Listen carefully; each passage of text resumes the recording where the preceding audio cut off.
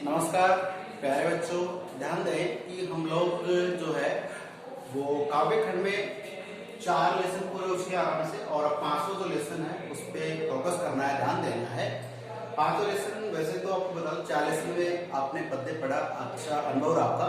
अब बात करने जा रहे हैं कि राजस्थानी भाषा के सुप्रसिद्ध कवि कृपाराम खड़िया को आपने वीडियो कवि परिचय का पढ़ लिया है, अब पढ़ रहे हैं उसके दोहों को पढ़ रहे हैं। तो कृपाराम खड़िया जो राजस्थानी भाषा के सुप्रसिद्ध कवि कहे गए हैं, खराड़ी पाली जिला में उनका जन्म हुआ है, जयराम जी के वो सुपुत्र हैं, ठीक है। और ये राजस्थानी भाषा का मैंने आपको बता दिया बहुत, और 1743 में का जन्म और 1743 में लगभग मानता बहुत पुराने कवि हैं ये। उनको आज अगर हम पढ़ रहे हैं तो इसीलिए कि राजस्थानी भाषा में कब से लेकर लोग प्रयास कर रहे हैं और उन शब्दों का आपको समझाने का प्रयास कर रहे हैं। ये लगभग हिंदी की शब्दावली में हरियाणा छोटे बड़ा राजस्थानी लहजा है। तो राजस्थानी लहजे की भाषा को कैसे पढ़ा जाएगा आज आप और मिलकर पढ़ेंगे और इसका पूरा लुत्फ उठाएंगे, आनंद लेंगे कि हमारी भाषा में कितना आनंद है और कैसे कैसे हम उन्हीं शब्दों को तो हिंदी पढ़ते हैं राजस्थानी भाषा में पढ़े तो कैसा लगता है, ठीक है। तो कृपाराम खड़िया के बारे में बात कर चुका हूँ, सभी 10वीं क्लास के छात्र ध्यान दे रहे हैं कि अपना 5 पाठ कृपाराम खड़िया जिनको जो दोहे हैं उन दोहों का नाम कर दिया राज्य सोरठा। सोरठा एक छंद का नाम है, इन सब में सोरठा छंद है, आपको इस बात जानते हैं। सोरठा छंद है और सीधी सीधी बात समझ आती तो वो प्रसाद गुण होता है। अब प्यारे बच्चों बात करते हैं पहले दोहे की, ठीक है।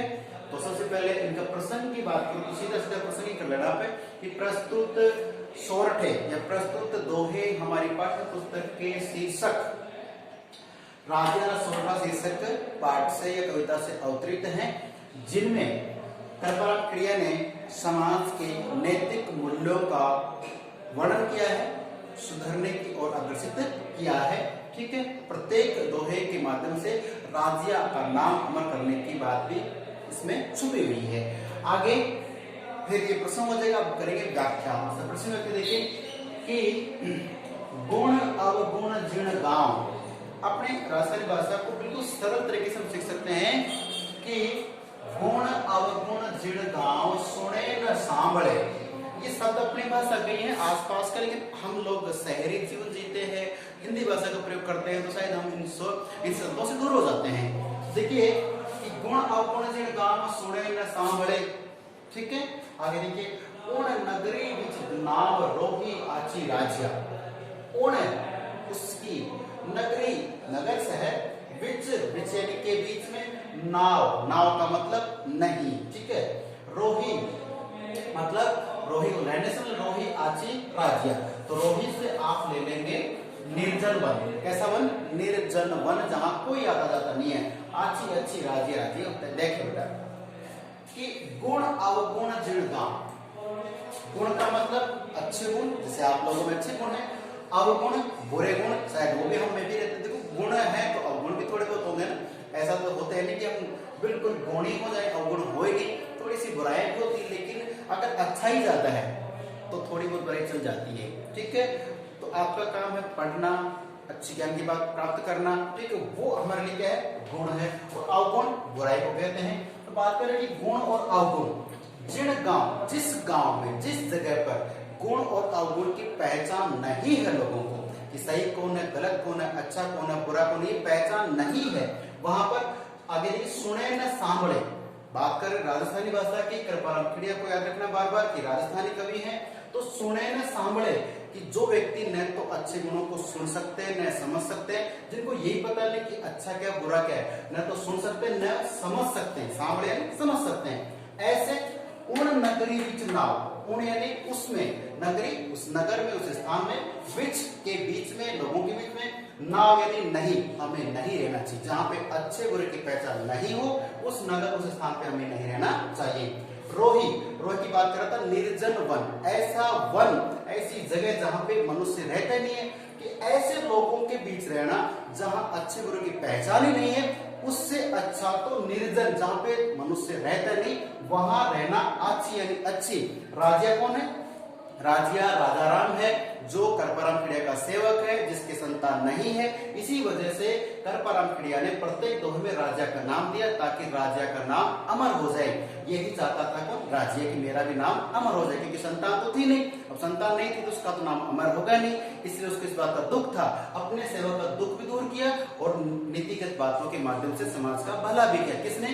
करपराम खिड़िया ने। तो कह दिया कि ऐसा स्थान, ऐसा गांव, ऐसी जगह जहां पे गुण और अवगुण में अंतर नहीं किया जाता, अच्छे बुरे का अंतर नहीं होता है, इस जगह पे रहना से ज्यादा अच्छा है कि हम निर्जल वन में रहें, एकांत रहें, तो हमारे गुणों की तो पूजा हो सकती है। इसका मतलब अर्थ क्या है कि निष्कर्ष है कि यदि किसी व्यक्ति मनुष्य में गुण है तो उसकी पूजा होनी चाहिए, उसकी महानता का चर्चा, उसकी महानता का यश मिलना चाहिए।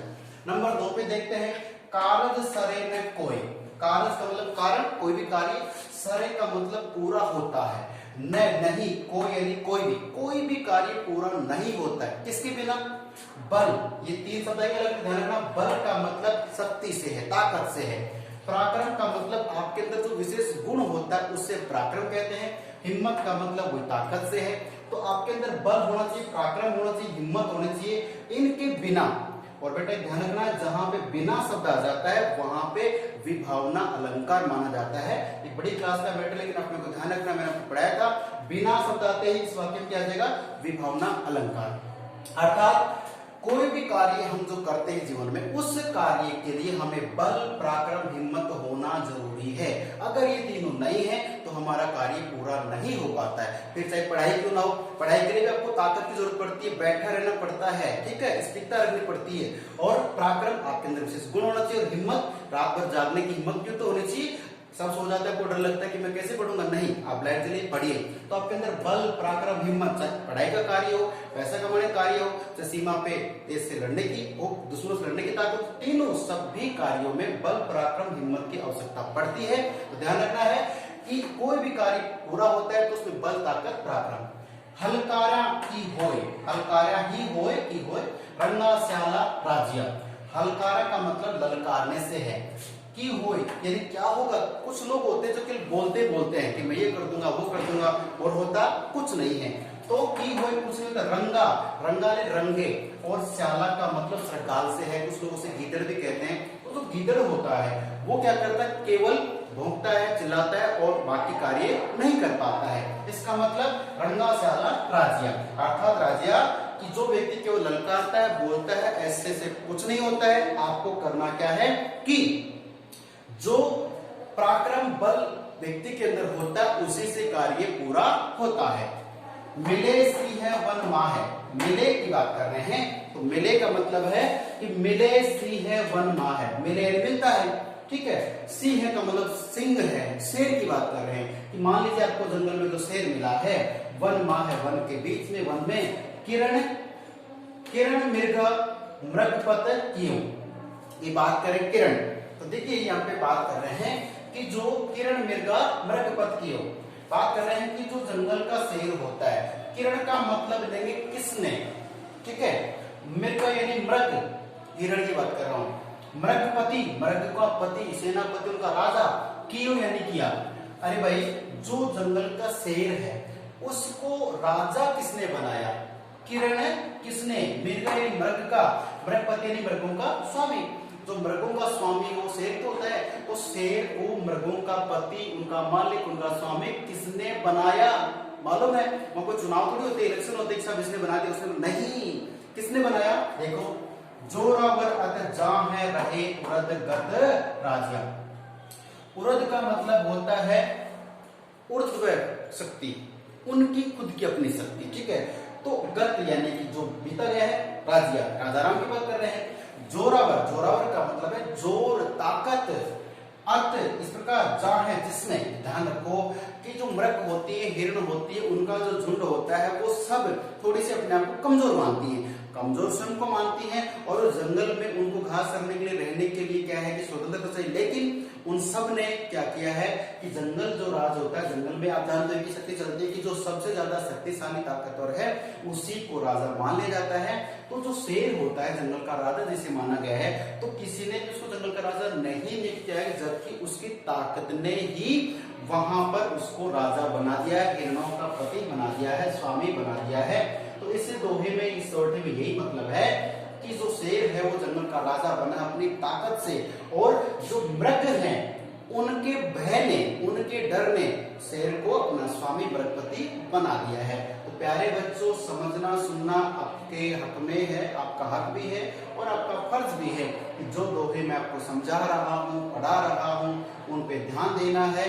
कोई शब्दावली, कोई बात समझ में नहीं आती है, पूछना है, लेकिन ये समय ऐसे चला जाएगा। आप वीडियो को देख के पटक दिए, नुकसान तुम्हारा अभी नहीं, बहुत ज्यादा बाद में होने वाला है। इसलिए प्रत्येक दोहे को सुन ले, पढ़ ले, फिर इसका मनन करें कि सर ने क्या बताया, उसको नोट कर लिखे, किताब तुम्हारे पास, उसमें पढ़ के देखें। नहीं समझ आता पूछना चाहिए, डाउट्स क्लियर करने चाहिए, और फिर भी नहीं आता है तो फिर इसको आप पढ़ाई नहीं कर रहे हो, ठीक है। मेरा मतलब है ये राजस्थानी भाषा में कुछ लिखी शब्दावली मैंने पढ़ाई है, समझाई है, और इन पूरे में लिखी बात करें तो सोरठा छंद है, भाषा सरल व सुरमय है, और इसमें प्रसाद गुण है, ये ध्यान रखना। जो मैंने बोला है उस पर फोकस करना है, वो विशेष में लिख दोगे, ठीक है। चलिए तो मिलते हैं फिर नेक्स्ट क्लास में, तब तक के लिए नमस्कार, धन्यवाद, जय हिंद, सुरक्षित रहें और पढ़ते रहें।